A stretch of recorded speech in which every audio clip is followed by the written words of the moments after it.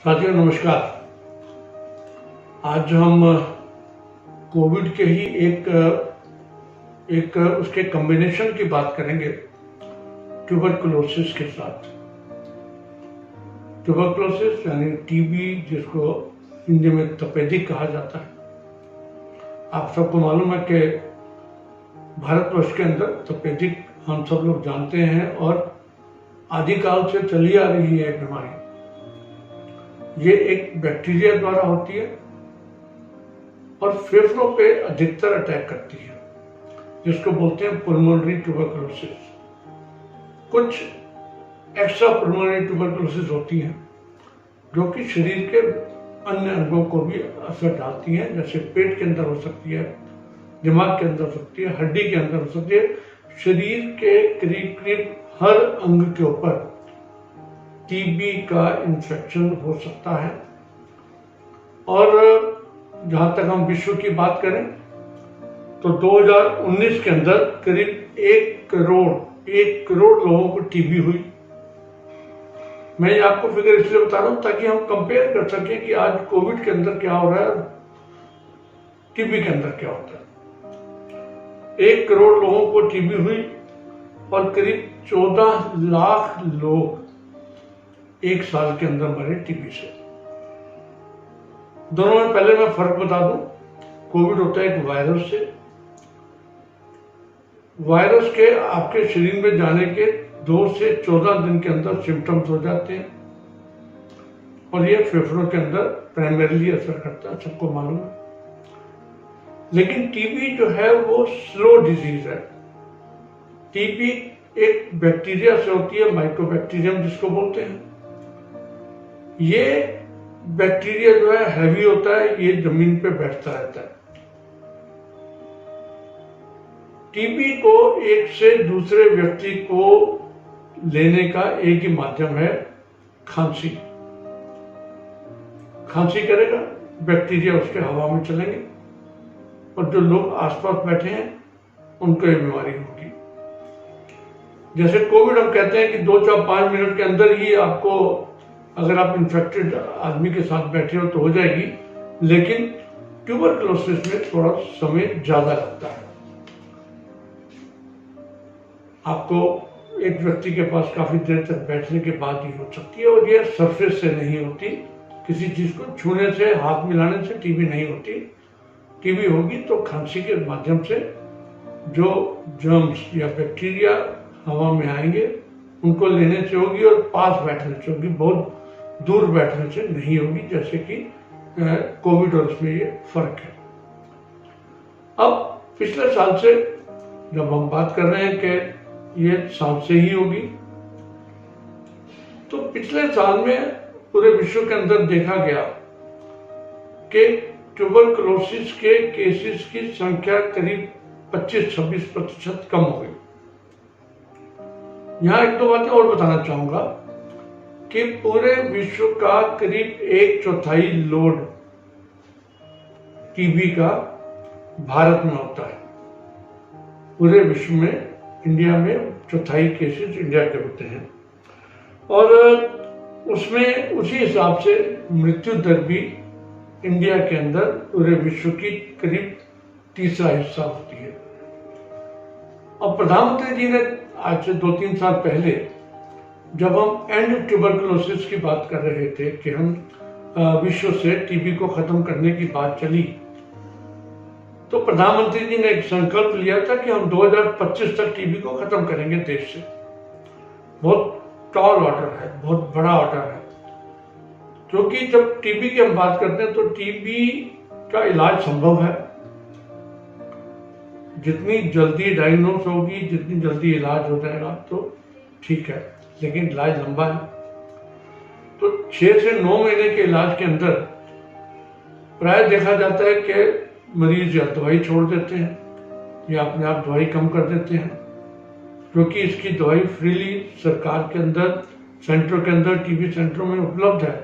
लेकिन उसके बावजूद लोग वहां जाना नहीं चाहते, या 1 महीने की दवाई खाई, खांसी ठीक हो गई, बुखार ठीक हो गया, तो व्यक्ति सोचता है कि मैं तो ठीक हो गया, बंद कर देते हैं। उससे क्या होता है, उससे रेजिस्टेंट टीबी डेवलप होती है, मल्टी रेजिस्टेंट, मल्टी ड्रग्स।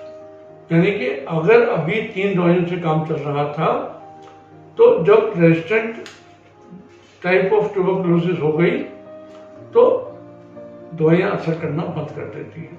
उसके बाद और स्ट्रॉन्ग दवाइयाँ और अगले लेवल की दवाई दी जाती है।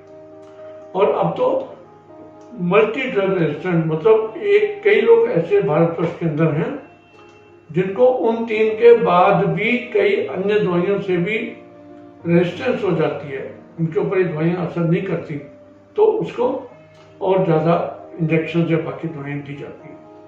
तो ये 2025 के संकल्प की जब हमने बात करी तो पिछले साल 25-26% केस कम आए, नोटिफाई कम हुए। उसके 2 कारण हो सकते हैं।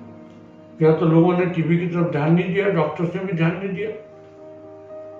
दूसरा, सिम्टम्स क्योंकि टीबी के और कोविड के एक जैसे थे, दोनों में खांसी होना, बुखार होना, लेकिन फर्क इतना था कि जो टीबी के केसेस हैं वो स्लोली प्रोग्रेसिंग होते हैं और धीरे धीरे उनके ऊपर दवाई असर करती है। लेकिन कोविड जो है वो एकदम अटैक करता है और एकदम उसका रूप उजागर हो जाता है। लेकिन बहुत सारे केस देश के अंदर जो टीबी और कोविड के कंबाइंड केस थे, टीबी चल रही थी, ऊपर से कोविड हो गया। टीबी वाले मरीजों का वैसे भी जो फेफड़े होते हैं वो उनके कंप्रोमाइज होते हैं और उसके ऊपर कोविड का असर ज्यादा होता है। कोविड की दवाई का असर भी कम पड़ता है, उनको सांस की दिक्कत भी ज्यादा हो सकती है, ऑक्सीजन की लेवल की कमी ज्यादा होती है जब ये दोनों चीजें मिल जाती हैं। तीसरा, इसमें सबसे महत्वपूर्ण बात हम करें तो लोगों ने मास्क का इस्तेमाल किया, तो क्या ये 26% बीमारी कम हुई विश्व के अंदर और देश के अंदर? क्या ये मास्क का असर था? डेफिनेटली हाँ। साइंटिस्ट मानते हैं, रिसर्चर्स मानते हैं, डॉक्टर्स मानते हैं कि मास्क लगाने से टीबी की भी रोकथाम की जा सकती है। तो आज की तारीख में जब हम हमेशा बात कर रहे हैं कि हमें कोविड तो आया और चला जाएगा, साल में नहीं जाएगा, 2 साल में चला जाएगा, तो साइंस मानती है कि ये एक आम कोल्ड की तरह रह जाएगा, फ्लू की तरह। लेकिन टीबी तो अनादिकाल से चल रही है और टीबी चलती रहेगी। तो इसलिए आज की तारीख के अंदर अगर आम लोग मास्क का इस्तेमाल करें, डिस्टेंसिंग का इस्तेमाल करें, तो मुझे लगता है जहां हम कोविड से बच रहे हैं, हम वहां टीबी से भी अपने आप को बचा सकते हैं। और जहां ये बता दूं कि टीबी, मैंने जैसे पहले आपको बताया कि 14 लाख लोगों की मृत्यु हुई 2019 के अंदर, करीब करीब इतने ही लोगों की मृत्यु हर साल हो रही है, छोटी फिगर नहीं है। हम आज कोविड का जो है, कोविड के ऊपर सब लोग चर्चा कर रहे हैं, वहां पर हम ये बोल रहे हैं कि और भी संसार के अंदर बीमारियां हैं जो इससे भी ज्यादा भयानक है। तो मेरी आपसे लोगों से ये गुजारिश रहेगी कि मास्क जो है केवल कोविड से नहीं, आपको विभिन्न रेस्पिरेटरी यानी कि श्वास नली की और फेफड़ों की बीमारियों से बचाएगा। चाहे कोविड कम हो जाए, मास्क का इस्तेमाल करने से एक ही मास्क ही एक ऐसा उपाय है जो टीबी से बचा सकता है, जो लाखों लोगों की मृत्यु देश के अंदर टीबी के कारण हो सकती है, हम उसको बचा सकते हैं। तो साथियों, आज की तारीख में जब हम बात कर रहे हैं टीबी और कोविड की कंबाइन, तो मेरी आपसे यही प्रार्थना रहेगी, मास्क लगाए रखें जब भी बाहर निकलें, और अगर घर के अंदर कोई टीबी का मरीज है तो घर के अंदर भी मास्क लगाएं और उस मरीज को खुली हवा में रहने दें। दूसरा, जहां पर भी जाएं डिस्टेंसिंग बना के रखें, दूरी बना के रखें, 2 गज की दूरी। प्रधानमंत्री जी ठीक कहते हैं, 2 गज की दूरी। और जहां तक हाथ धोने की बात है, वो तो हमारा बेसिक, हमारे तो सिद्धांतों के अंदर, हमारे बचपन से हमारी ये एक हमारे को सीख दी जाती है कि हाथों को बार बार धोते रहना चाहिए। तो साथियों, इन्हीं शब्दों के साथ आज का कार्यक्रम हम संपन्न करते हैं।